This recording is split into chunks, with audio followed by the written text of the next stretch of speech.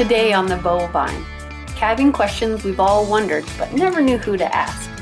From the rodeo arena to the political ring, the journey of an Alberta beef producer and bullfighter. And virtual fences, anyone? A look at potential tech for the cattle industry.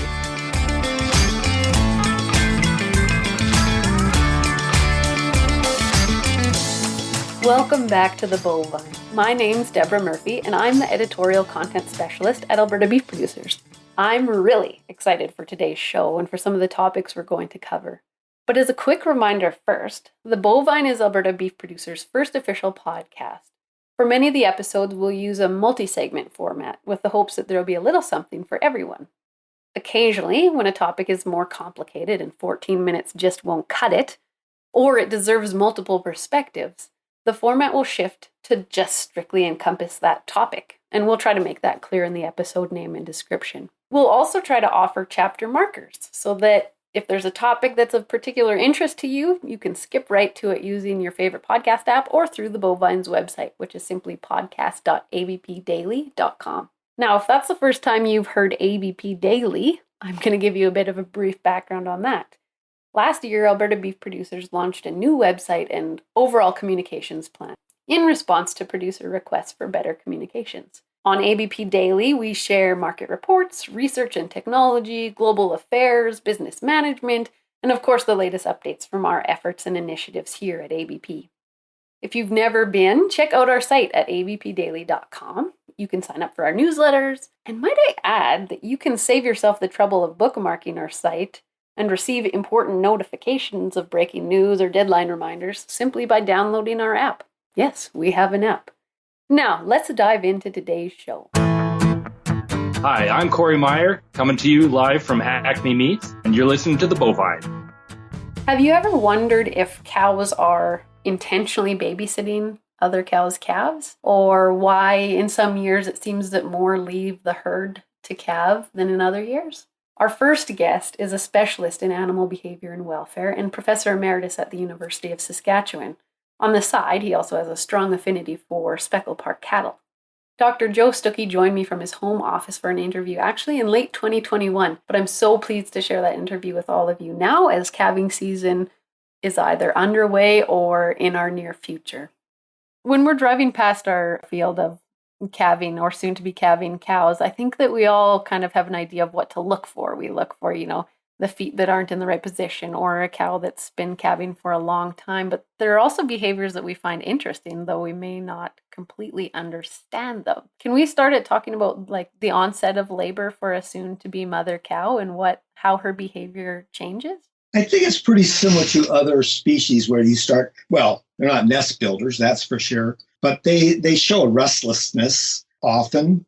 And depending on the environment in which they're kept, whether they're kept in a treed environment or not, they may seek isolation. Not all cattle do that. And the question is sort of why? How come some do, some don't? And there's actually been scientific papers on that to look at that, whether or not they do seek isolation at calving. And it turns out that the environment has a big influence on that. So it means that if there are places to hide, they will seek them and use them.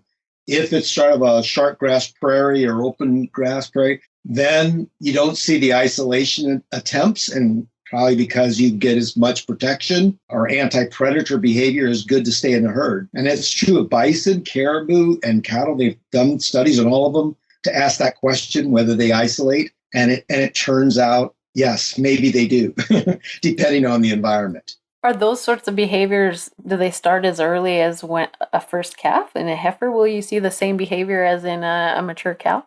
Yeah, I think there's a study, and I don't remember the order, Deborah. It's terrible to say that, but I think there is a bit of a difference between heifers and females that have calved more than once.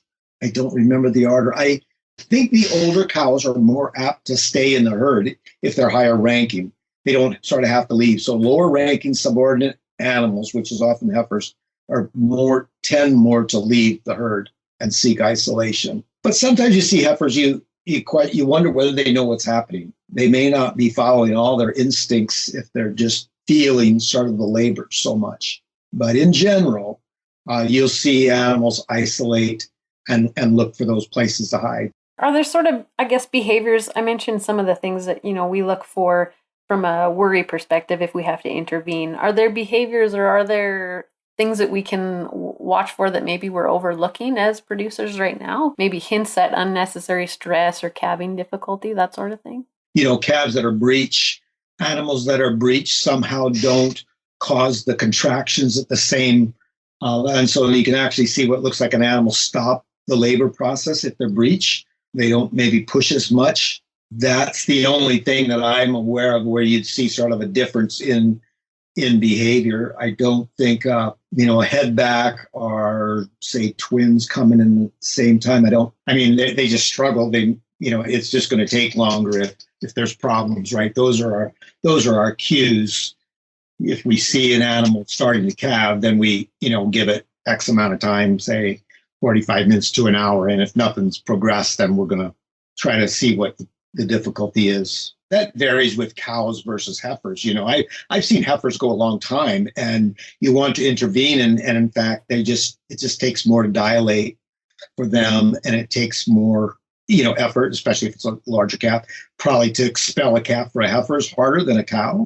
Everybody knows that. It's true in all species. I think I've intervened myself too quick on heifers. Had I wait, because after you get it out, you realize that she probably could have had it based on its weight. And we just get impatient and we think that she's gone too long. And we're always a little conscious about that. Okay, so there are occasions or individual cattle that will leave the herd. When do they return? So they've had a calf.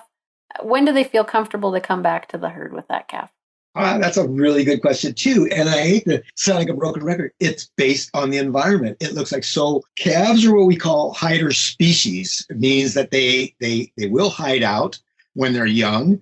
And, you get this information more from talking to producers, which I do, and I find fascinating to hear what they say. And I found that producers are very astute at understanding this. And I had one guy said, it depends on the length of the grass. So if it's short grass, if they really don't have much ability to hide, then they join the herd much earlier. But if they've got real good hiding, either tall grass or lots of trees and brush, those calves, they could be hidden for a week before they join. And the cow's calf. And I know as a kid, we had a big wooded lot. We called it timber or woods where I grew up in Illinois. And I remember cows not bringing their calf back into the herd for a week if they had calved down in the woods. My dad would spend a lot of time trying to find them. And of course, they can really hide them. And he would try to follow the cow. And seriously, cows would sometimes intentionally lead you in the wrong direction if they knew you were following. They wouldn't go to the calf. I had one guy tell me in real tall grass that he had calves that hid for up to like 3 weeks after they were born.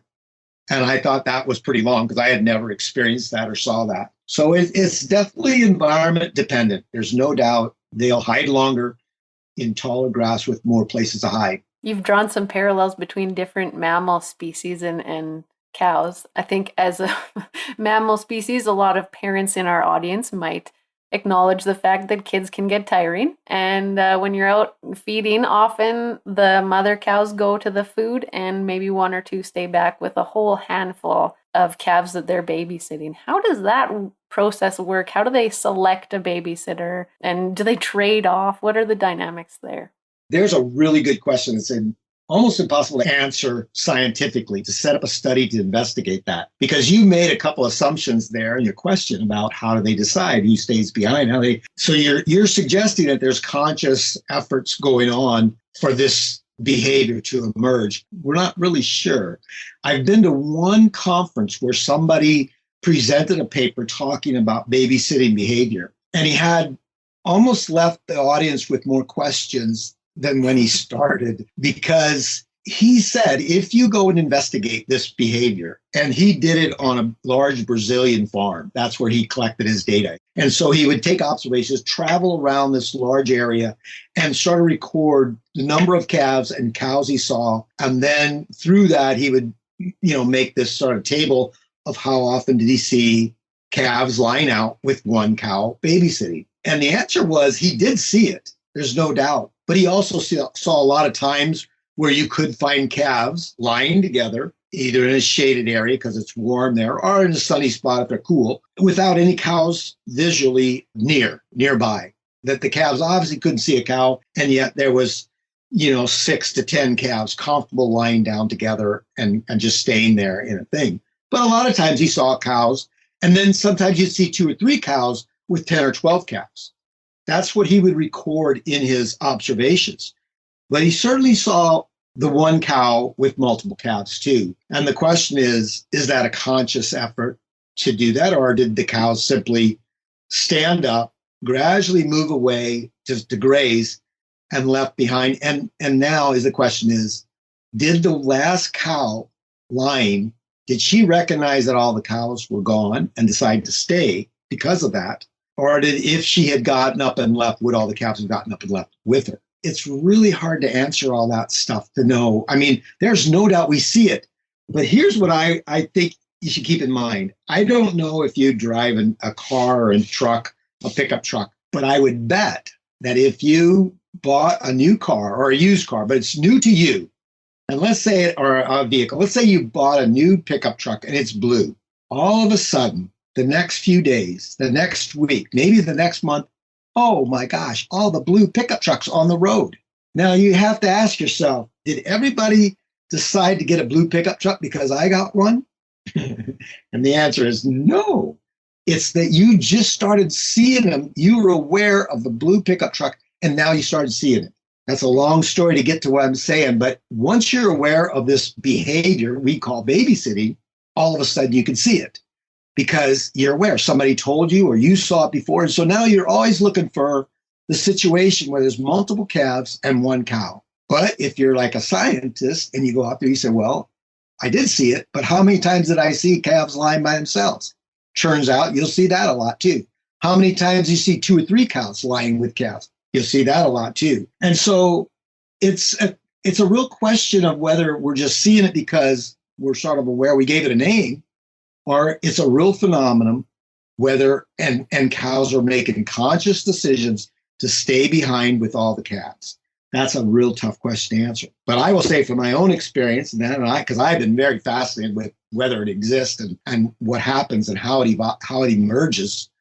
I've watched and I've taken a lot of pictures of what looks like babysitting behavior.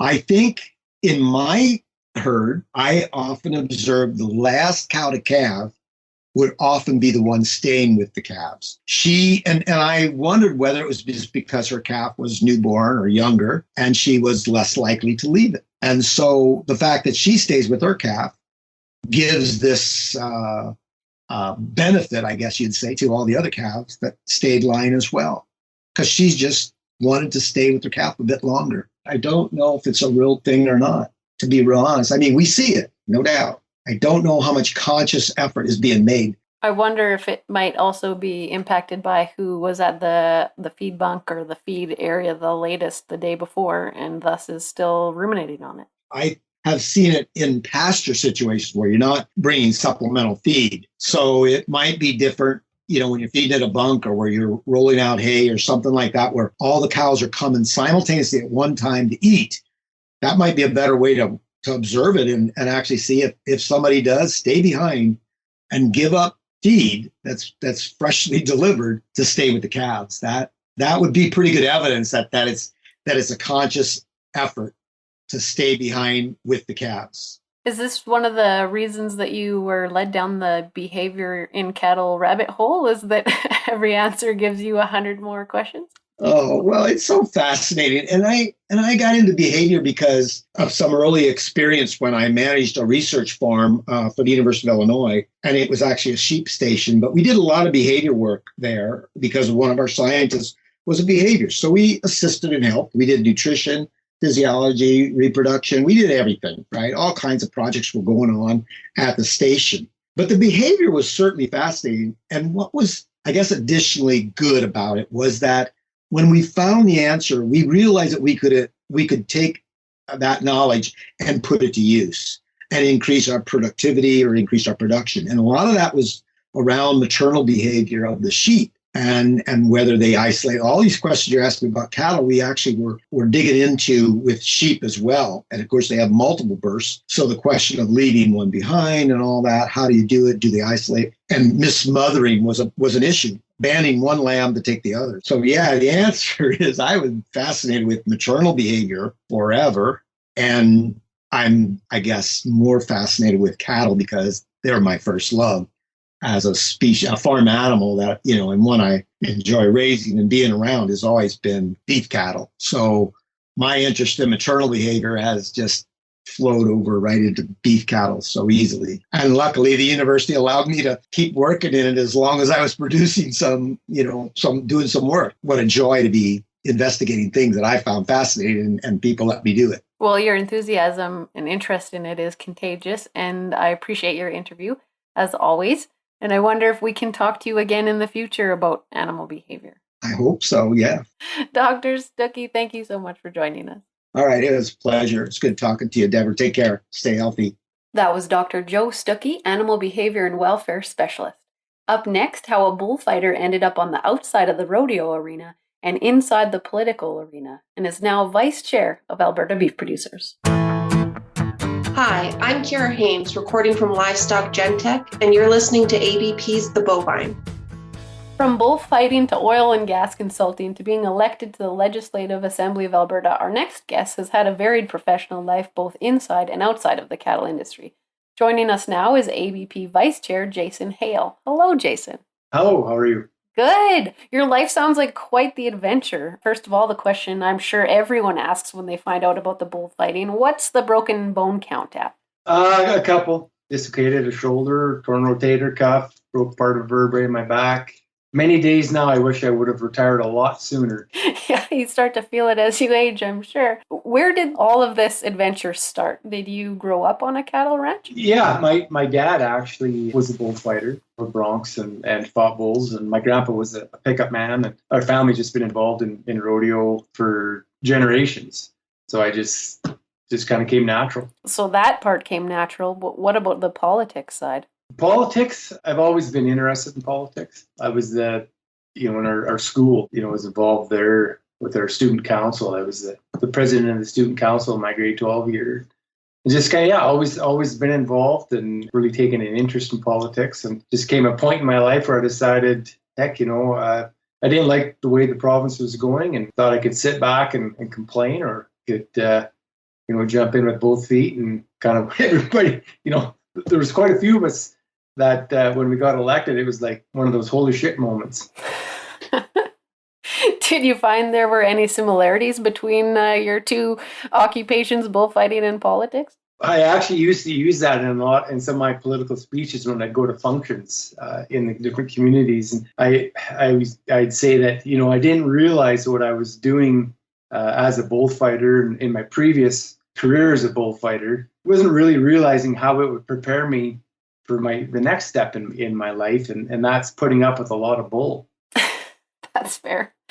What about Alberta Beef Producers? You're going into your second year of a 2-year term with ABP. What pushed you to run for a seat as a delegate here, and then to further your involvement with the board of directors and the executive? Actually, I can credit Brad Osachuk for that. He's the one that got me involved. He had a barbecue at his place with a bunch of ABP members and political persons, and so he got me out there. And honestly, I didn't know much about ABP. Been in the cattle business for years. My family has for generations. And, I kind of saw where we needed to maybe make some changes there too, and help promote our industry and what ABP does. And so I decided to get involved. I kind of asked you about the similarities in bullfighting. What about politics? What knowledge have you brought to ABP with your previous role in government, and how has that helped you in your role here? Lots of life lessons before politics and then in politics.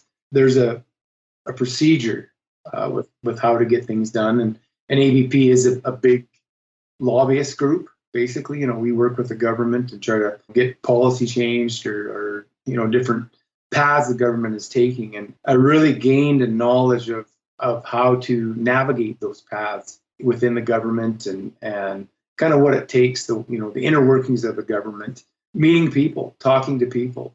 Majority of us aren't really great public speakers and looking to go out and meet people. And through my days in politics, it really helped me become, I'll say better, better than I was when I started. Better communicator and governance. A lot of the board governance that we use is used in the legislature and on most boards. You had that holy, oh my goodness moment in politics when you were elected. How long did it take for that to go away? And I guess for you to feel like, yeah, this is my role now and I'm making a difference in my own way. It took a few weeks. It was probably a year of learning. I mean, there's a steep learning curve, and the Speaker of the House gave us a talk, all the new MLA members of that legislature.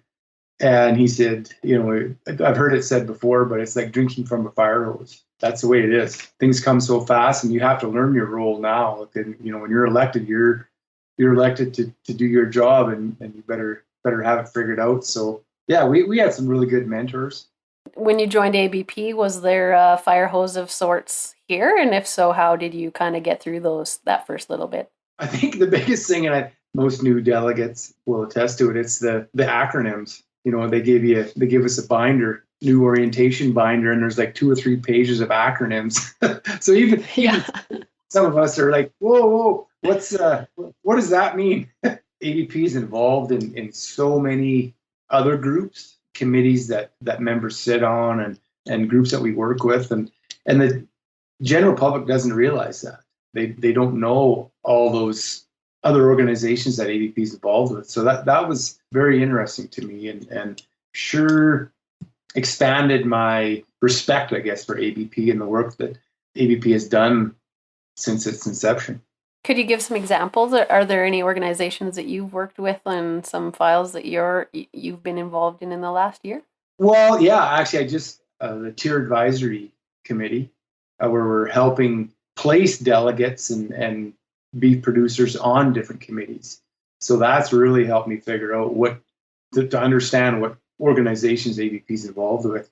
I'm on the Alberta Water Council as a representative from ABP.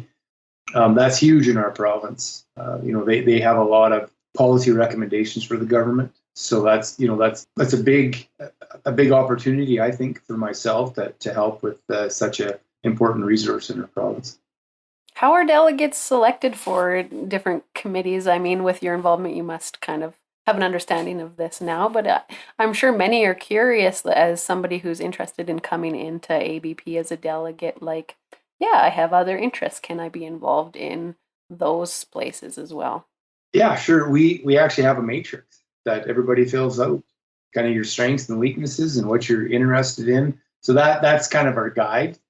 But by all means, if somebody comes and says, hey, I want to help with the wildlife issues or anything like that, that sure helps. We need to know what people are interested in, and we use that matrix as a guide. Is it a pretty big time commitment for you to be involved in ABP? Probably you're one of the bigger time commitments being on the executive, but I guess how much does that vary? Yeah, I mean, when the drought was huge this year. So we spent a lot of time as an executive discussing issues and working with the board and trying to come up with solutions for our producers. So that took a lot of time. The BRM suites through AFSC, the business risk management tools, we worked with the government on those. That livestock price insurance, we had many comments and personal opinions of how it wasn't working, ways we could make it better. We worked with the government on that. I could see if it was clear sailing and lots of rain and sun and, there was no issues, but that never seems to be the case. There's always something comes up. You've given a lot of commitment to ABP. What do you take back to the ranch from your involvement? Knowledge. I mean, it's great to be able to interact with other producers and meet other producers that I probably wouldn't have met through ABP, listening to their experiences and recommendations, and just a wealth of knowledge out there from all producers. And everybody does things different. I was doing a talk last night with the Westlock vet clinic in Zoetis. They had some vets on there answering questions, and after we were done, I said, "Man, I learned a lot. Just off of that, you never quit learning." You've mentioned some of the things that you've been involved in over the last year. Is there one issue or topic that you're most proud of or most passionate about working on going forward? The drought. The drought was terrible across the whole province, but I feel it was a huge win for ABP. We had the executive, the premier, the ag minister, the environment minister. When Minister Horner was the associate minister, he was here at my place at our ranch with the ABP executive. We toured him around. We wanted them guys to see firsthand of how bad the drought is, and we had some really good conversations with them, and they actually got it. They understood, and Minister Horner, the ag minister now, I mean, he's a rancher himself. It's different when you can get him there, the premier, and have one strong voice to show them, and that was great for the producers of our province to be able to receive that funding from the government. So that's a big win. By the time this airs, we will have finished our producer meetings and be looking forward to the AGM. What are you excited about? Well, I sure as heck hope that we can all be there in person with the way things have been going. And yeah, I just hope, because they always have great speakers. It'd be good to sit down and talk with the producers that are there and see how their years have went and what they have in the future. Yes, I look forward to being involved in these meetings and also maybe, hopefully, seeing you at the AGM. Jason Hale, thank you so much for joining us today. That was Jason Hale, Vice Chair of Alberta Beef Producers and cow-calf producer near Bassano, Alberta. Stick around for our third and final segment of The Bovine, where we talk to an assistant professor at the Western College of Veterinary Medicine on the adoption of precision ag and technology in the beef industry. Hi there, my name's Mel Schmiller. I'm cooking a roast, and you're listening to The Bovine. Imagine moving a fence line from the comfort of your living room or watching gates automatically sort animals. There are so many possibilities in tech for the future of cattle management. To shed some light on some animal welfare and behavior technologies, we're joined today by Dr. Diego Moya Fernandez of the Western College of Veterinary Medicine. Dr. Moya, thank you for joining us. No, thank you for inviting me. So before we get into some of those tech options on the horizon, I want to ask you about your interest in the intersection of technology and livestock management. Where does that interest come from? Well, personally, I've always been surrounded by technology at my house. My older brother is a computer engineer, and we have always been playing around with computers. But since I started my research career, I have always been, one way or another, dealing with technologies, whether that was trying to replicate rumen fermentation in the lab or trying to monitor feeding behavior in beef cattle. I have always had some sort of technologies in my research, and once you have in mind the potential that these technologies can have, then at least I try to use them or to my advantage to try to solve some of the problems that the industry is facing, and to use them in my research, trying to improve the way that we can reach the solutions that we want to find.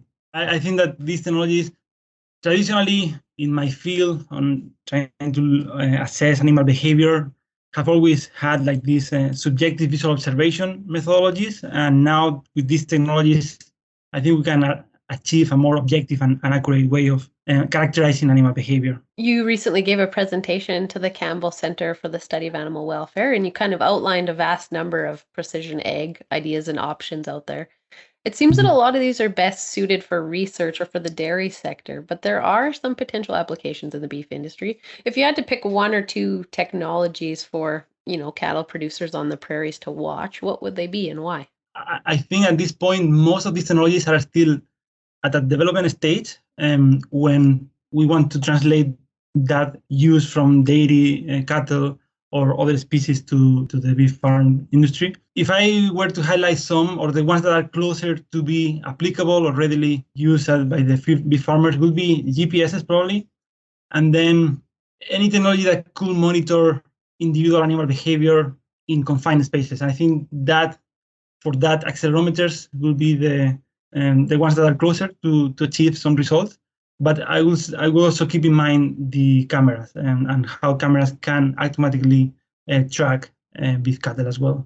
When it comes to GPS, many of us are more familiar with its use as a survival tactic for city driving. What opportunities might there be in the beef industry for the utilization of GPS? is basically the main option we have to determine or assess location, whether that is of your car in the city, as you mentioned, or in an animal carrying such device.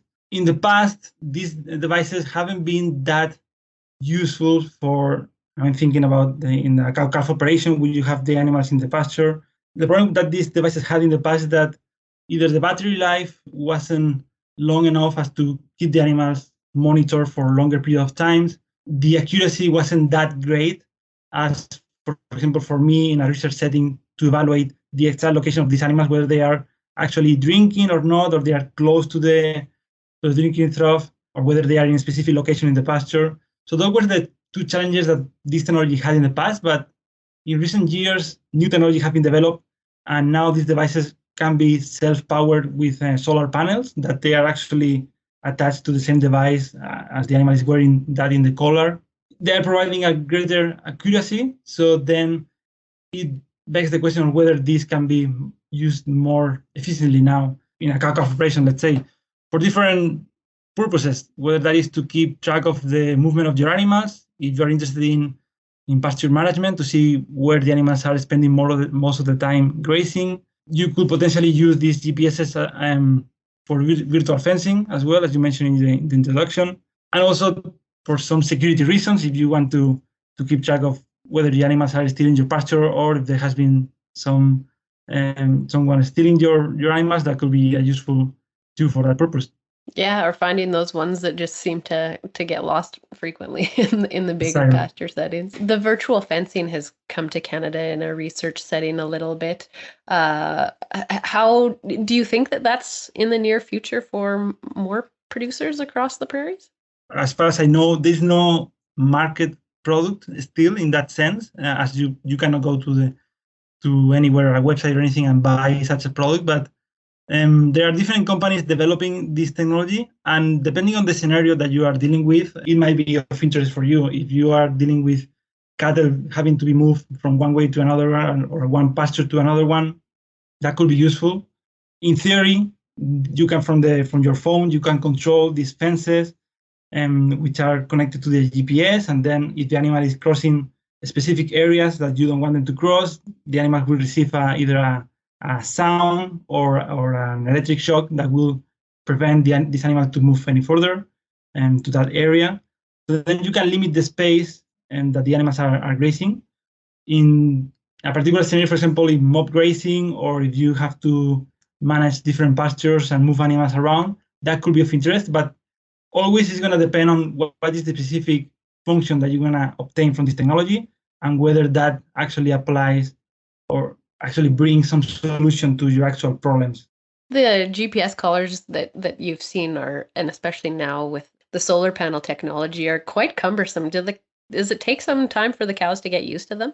It might require some time for adaptation, for the animals to understand what these signals are and what the device is training them to do.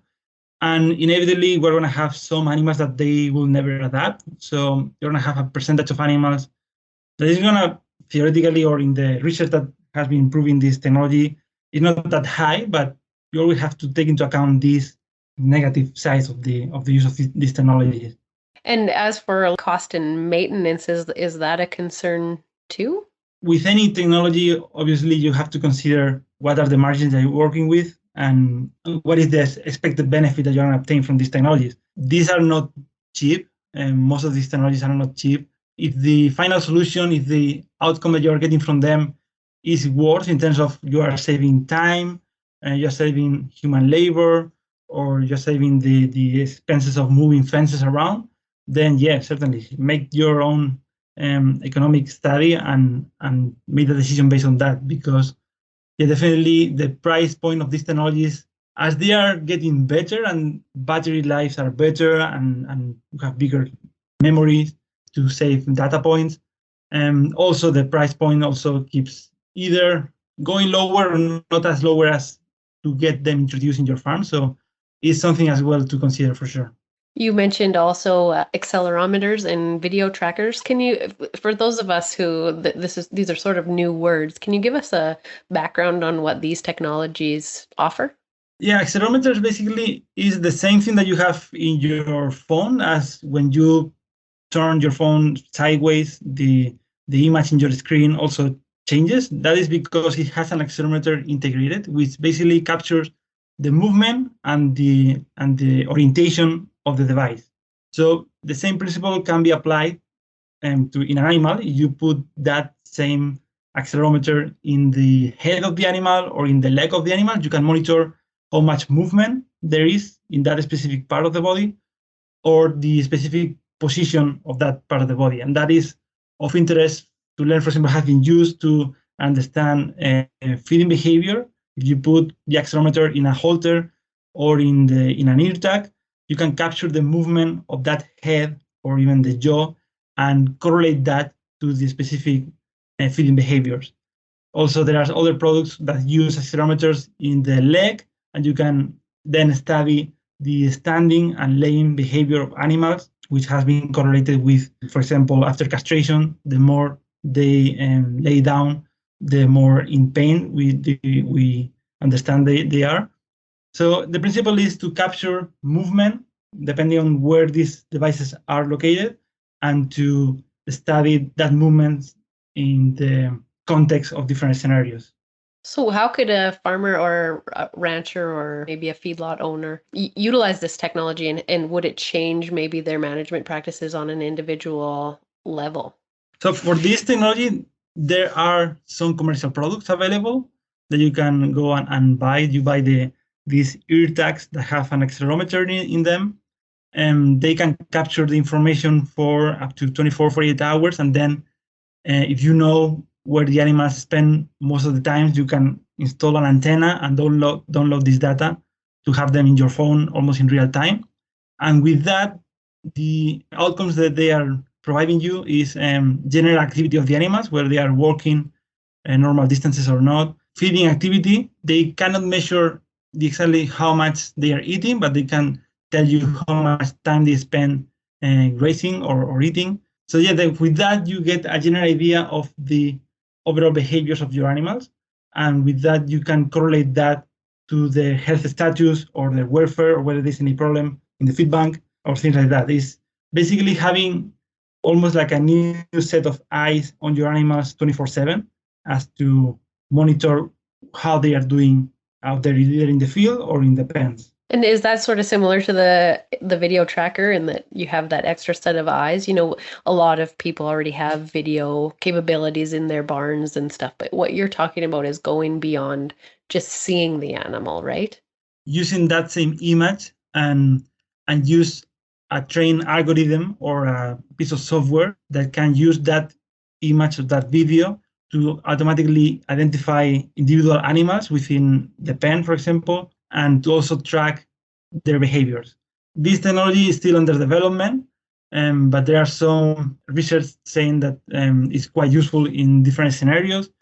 And what I'm trying to do as well in collaboration with other companies is trying to validate this system for the beef cattle industry. The advantage that it will provide is that you won't need an ear tag or an accelerometer or any gadget that the animals should wear. You just have the cameras pointing at the pens, and theoretically, it will track the behavior of each individual animal in there. That will reduce the cost of tracking the animals, as we were mentioning before, is reducing drastically the amount of devices and tags that you need on these animals. But at the same time, you have to develop an algorithm or a software that is robust enough as to capture all these behaviors in different scenarios, in different pens, with different backgrounds, under different weather conditions. And that is the work that we're working right now. And that's with the WCVM that you're working on that project? Yeah, we're working at the WCVM. There is a company called OneCap based on Vancouver that they are developing this algorithm, and I'm providing them with videos of different scenarios of beef cattle. And we are working on developing this software to identify animals and what they are doing 24/7. It's similar that we were mentioning before with accelerometers, but in this case, just having one camera, which, by the way, also we have benefit from the development in this sense. Before, I had to have surveillance cameras all around the farm with a lot of cables around, and then I had to have hard drive downloading these videos. But nowadays we have these cameras that work with a solar panel. They are self-powered 24/7. And then they are also connected through cell signal via satellite to the internet. So they are uploading the video in real time. So we're benefiting from the evolution of these technologies. And then we're finding new applicabilities for our commercial setting, hopefully in the near future. Do you have an idea for the timeline of that project, and how can we keep an eye on it? I would say we're still probably 3 to 5 years away from having something that really works everywhere. But technology changes very fast. We might have in the next 2 years something already that at a research setting, at least, it works perfectly. But yeah, I try to be extra cautious with technology, because when you are working in this field for a long time, you realize that things not always go the way you want them to be. And sometimes you find something that seems to be the holy grail to solve all the problems, and then you face new challenges and new problems. But again, theoretically, this sort of development of this technology seems to be in the right way for having something ready for in the next 5 years. You already mentioned doing an analysis of the economics of a technology before considering adopting it for your operation. What other advice do you have for producers who are considering implementing a new technology on their operation? The main advice that I will give is that to really sit down and see what is the problem that you are trying to solve. What are the inefficiencies, whether that is at the health level, or because you have a deficiency of human labor, or welfare problems, or the environmental impact of your farm. What is the specific problems that you need to solve? And then make your research to understand the benefits and cons of using different technologies. Each of these technologies have their own pros and cons. Brings a new set of tools that producers can use to their advantage, but at the same time, they are also bringing a new set of problems that they have to deal with, such as having to deal with computer problems, or if they fail after a storm, you have to find the right people to fix it. And these are things that you have to consider and have always a plan B in case they don't work. But really make your own research to see whether that technology that you're interested in actually brings something new to the table that you can use and will solve all or part of the problem that you are having right now. The goal is not to use the technology per se. It's not just the use of technology, but rather to use the technology to your advantage to solve a specific problem that you already have. Dr. Moya, thank you so much for your time today and your insights into technology in the cattle industry. It's been a pleasure, and we'll have to catch up again sometime. Yeah, sure. Thank you very much. That was Dr. Diego Moya Fernandez, Assistant Professor at the Western College of Veterinary Medicine. That's all for this episode of The Bovine. Stay tuned to ABP Daily and your favorite podcast apps for our next episode. And hey, have an idea for a future show, a question you'd like us to answer, or want to share where you're listening from? Get in touch on social by tagging Alberta Beef Producers and using hashtag ABPsTheBovine, or email us podcasting@albertabeef.org. And if someone asks, remember, you heard it on The Bovine.